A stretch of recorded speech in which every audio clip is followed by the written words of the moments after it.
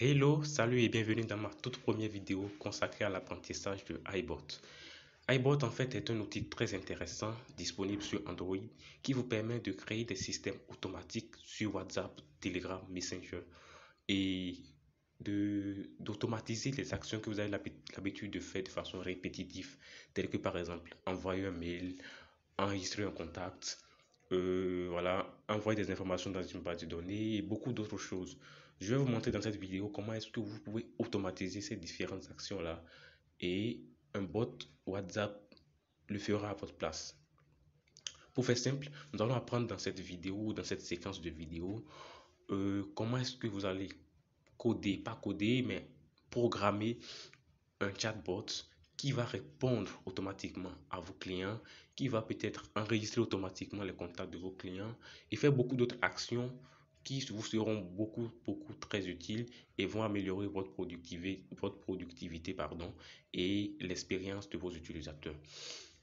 Alors, que ce soit pour créer votre propre entreprise directement sur WhatsApp ou bien si vous souhaitez apprendre à le faire pour pouvoir travailler en freelance, et laissez-moi vous dire que vous êtes au bon endroit et bienvenue dans la programmation sur iBot. Je vous présente iBot. Actuellement, je suis sur le site officiel. C'est une application disponible sur Android qui vous permet de créer facilement des systèmes automatisés qui vont fonctionner sur vos réseaux tels que WhatsApp, Telegram, Messenger. Et donc, j'ai testé l'outil et je l'ai trouvé beaucoup intéressant et j'ai voulu alors partager cet outil avec vous et vous montrer comment est-ce que voilà, vous pouvez le prendre en main plus facilement.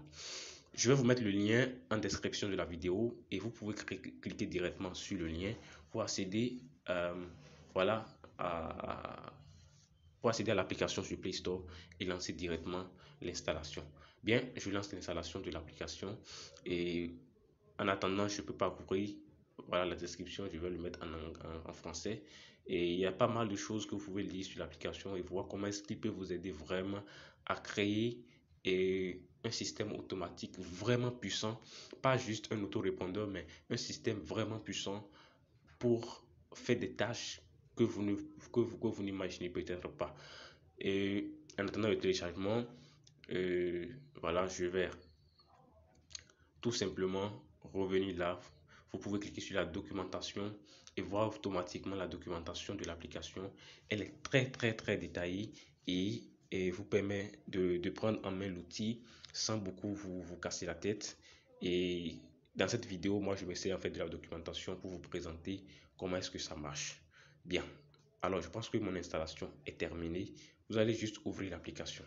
Dès que vous ouvrez l'application pour la première fois, vous allez tomber sur une interface comme celui-ci et on va vous demander certainement des autorisations. Je vous note alors que l'application nécessite certaines autorisations, notamment l'autorisation d'accès aux notifications qui n'est pas en fait disponible sur tous les téléphones. Donc il peut arriver que vous installez l'application et que vous avez comme erreur cette fonctionnalité n'existe pas sur votre téléphone, quelque chose comme ça. Vous avez juste à trouver un autre téléphone ou bien à installer un émulateur comme BlueStack sur votre ordinateur et à essayer l'application depuis votre ordinateur. Bien, je clique sur autoriser et donc je vais autoriser l'application à accéder aux notifications, chose sans laquelle l'appli ne peut pas fonctionner. Donc je laisse lui faire retour. On me demande alors d'autoriser aussi le fonctionnement en arrière-plan. C'est très utile pour que l'application soit fonctionnelle en permanence et donc vous n'avez rien à perdre qu'à autoriser. Vous n'avez rien à perdre en autorisant l'application. Bien, dès que vous autorisez, vous tombez sur une interface similaire à celle-ci. Pour commencer, vous avez un bouton ici qui vous redirige automatiquement vers qui vous redirige automatiquement vers la documentation que je vous ai montré tout à l'heure. Et juste en bas, vous allez voir le bouton statut du bot. Et ce bouton vous permet d'activer le bot, donc de mettre le bot en activité. Si vous le décochez, il ne répondra plus. Si vous le cochez, il est désormais actif. Juste en bas, vous allez voir les 4 applications prises en charge par l'application, donc WhatsApp, Messenger, WhatsApp Business, Telegram et Messenger. Vous cochez alors l'application qui vous intéresse, mais pour le moment, je vous suggère ou je vous recommande de ne cocher aucune application parce que nous sommes en mode test, nous sommes en train de vouloir apprendre. Si vous cochez des applications, c'est dit que vous autorisez iBot à commencer par répondre directement à vos conversations. Et si vous êtes en train de tester, ce n'est pas une une très bonne idée parce que iBot peut répondre directement à vos contacts avec des messages test et ce n'est pas intéressant. Donc, je vous déconseille de le cocher. Pour tester, vous avez un espace de test que nous allons apprendre à utiliser tout à l'heure. Juste en bas, vous allez voir la configuration de réponse. Vous pouvez cocher si vous souhaitez que le bot réponde au groupe. Et si vous ne souhaitez pas que le bot réponde au groupe, vous décochez. Et juste en bas, vous allez voir tout. Actuellement, c'est sur tout, tous plutôt. Et donc, lorsque c'est sur tous, on dit que le bot répondra à tout le monde. Donc là, vous mettez ça sur tous si vous voulez. Seulement, c'est pour dire que le bot va répondre seulement à une liste donnée de personnes. Donc là, je peux ajouter les personnes auxquelles le bot doit répondre. Mais là, je peux mettre par exemple, là, je tape attention 5, quelque chose comme ça, pour dire au bot de répondre seulement à telle personne. En réalité, ce sont la liste de mes contacts qui s'affiche. Et donc, je choisis le contact concerné et le bot ne répondra qu'à ce contact-là. Si le contact n'est pas enregistré, il suffit alors de taper le numéro, donc plus 229, bien sûr, avec l'indicatif, et taper tout ce que vous voulez, ainsi de suite. Lorsque c'est sur tout sauf, cela signifie que le bot répondra à tout le monde, sauf les personnes qui se trouvent dans la liste, comme on a fait tout à l'heure. Donc, il suffit juste d'ajouter les personnes à accepter dans cette liste et le bot ne répondra pas à ces personnes-là. Bien, pour commencer, et comme je suis en train de tester, je vais ramener ça sur tout le monde, histoire de permettre de tester.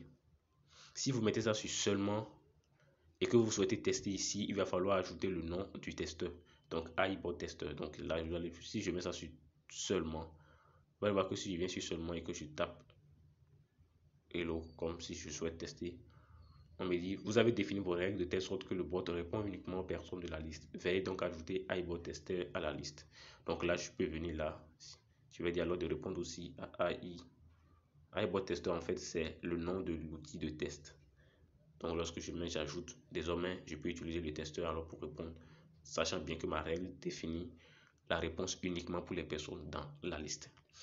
Commençons maintenant par faire quelque chose de plus intéressant.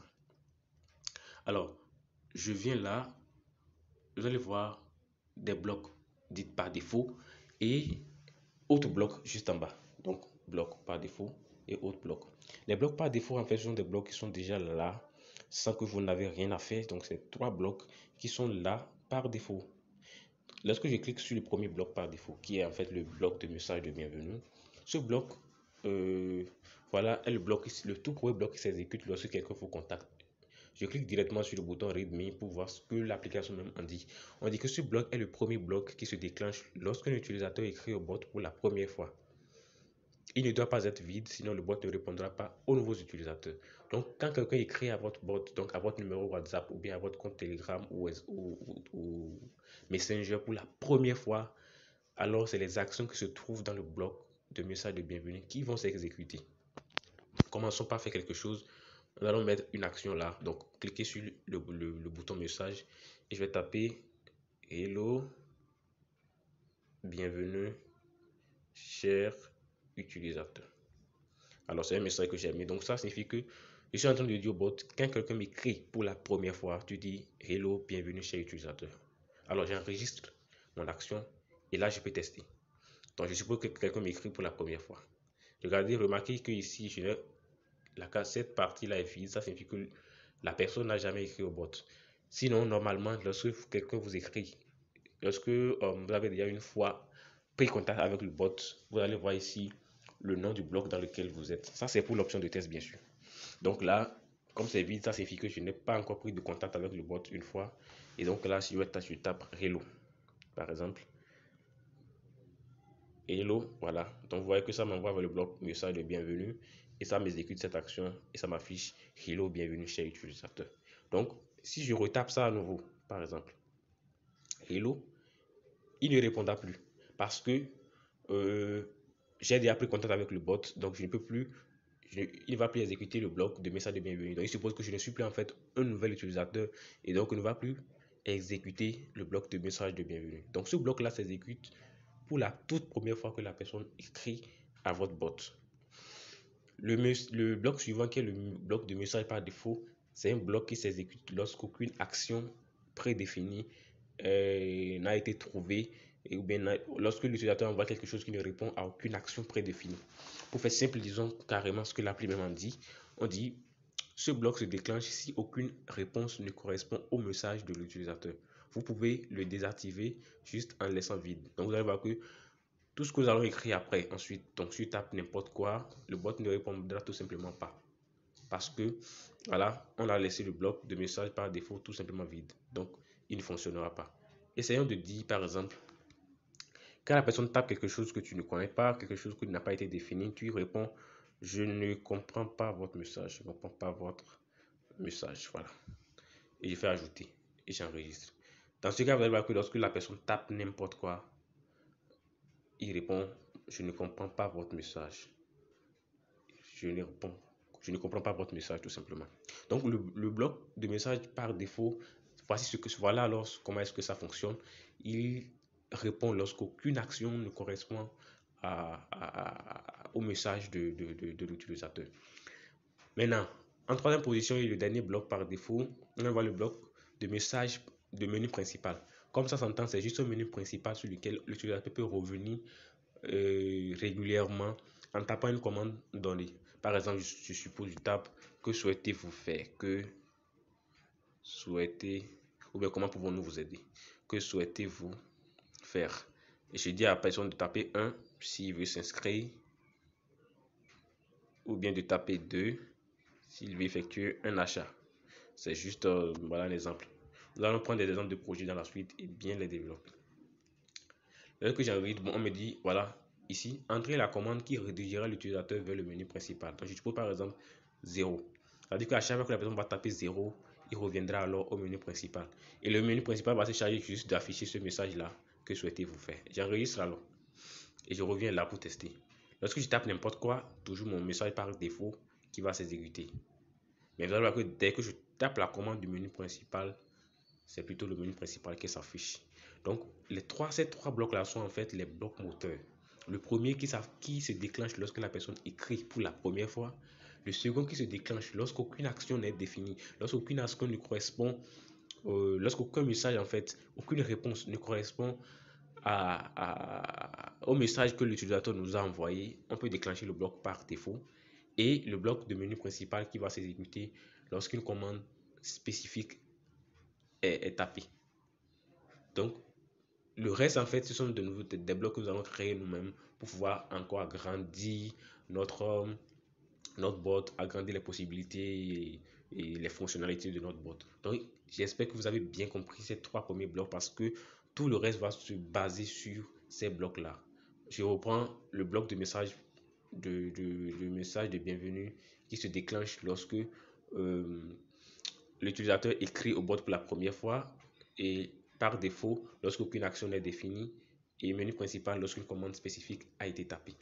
Bien, maintenant, testons tout ça maintenant sur WhatsApp parce que déjà là, on a juste utilisé le testeur ici et là maintenant nous irons sur WhatsApp pour voir comment est-ce que ça fonctionne. Alors pour ce faire, moi j'ai deux WhatsApp, j'ai un WhatsApp Business et WhatsApp Messenger. Donc je vais d'abord activer le fonctionnement du bot sur mon WhatsApp Business et alors tester le bot à partir de mon WhatsApp Messenger. Donc, évidemment, je ne peux pas tester le bot sur le numéro sur lequel il fonctionne encore. C'est-à-dire que je ne peux pas tester le bot s'il est connecté sur WhatsApp Business. Je ne peux pas encore le tester sur WhatsApp Business. Ça n'a pas de sens. Donc, je vais l'activer sur mon WhatsApp Business et j'irai le tester à partir de mon WhatsApp tout simplement. Donc, histoire, c'est-à-dire que sur WhatsApp Messenger, je vais paraître au bot comme un utilisateur. Donc, il va me répondre comme un utilisateur et je vais voir concrètement comment est-ce que ça marche. Alors, je rappelle que j'ai mis ici ma réponse sur seulement. Donc, le bot répondra seulement à une liste donnée de personnes. C'est pourquoi j'ai ajouté derrière mon nom. Le nom que j'ai sur WhatsApp Business, c'est ce nom-là que j'ai mis ici. Donc là, maintenant, je peux voilà, aller tester. Si je ne mettais pas ce nom, il ne va pas répondre parce que je suppose que je ne suis pas en fait dans cette liste-là. Ou carrément, je mets ça sur tous si je souhaite. Et moi, je peux faire ceci pour éviter que le bot réponde aux autres personnes s'il m'écrivait éventuellement. Donc, j'active alors le bot sur mon WhatsApp Business et je vais le tester directement à partir de mon application WhatsApp directement. Alors, je vais taper Hello. Et vous allez voir automatiquement que le message de bienvenue va s'exécuter. Vous voyez, Hello, bienvenue chez l'utilisateur. Donc, ça marche. Si je tape n'importe quoi, oui, par exemple, n'importe quoi, il va me répondre par le message par défaut. Je ne comprends pas votre message. Et dès que je tape la commande de message du menu principal, il me répond que souhaitez-vous faire. Ok, donc ça marche. Dans la prochaine vidéo, nous allons aller beaucoup plus en profondeur et voir comment est-ce que on peut créer de nouveaux blocs, comment est-ce qu'on peut agrandir notre logique et surtout comment est-ce qu'on utilise les différentes actions ci-dessous. Donc, abonnez-vous à la chaîne et laissez un pouce bleu pour m'encourager à produire davantage de nouveaux contenus dans ce sens-là et à bientôt pour une nouvelle vidéo.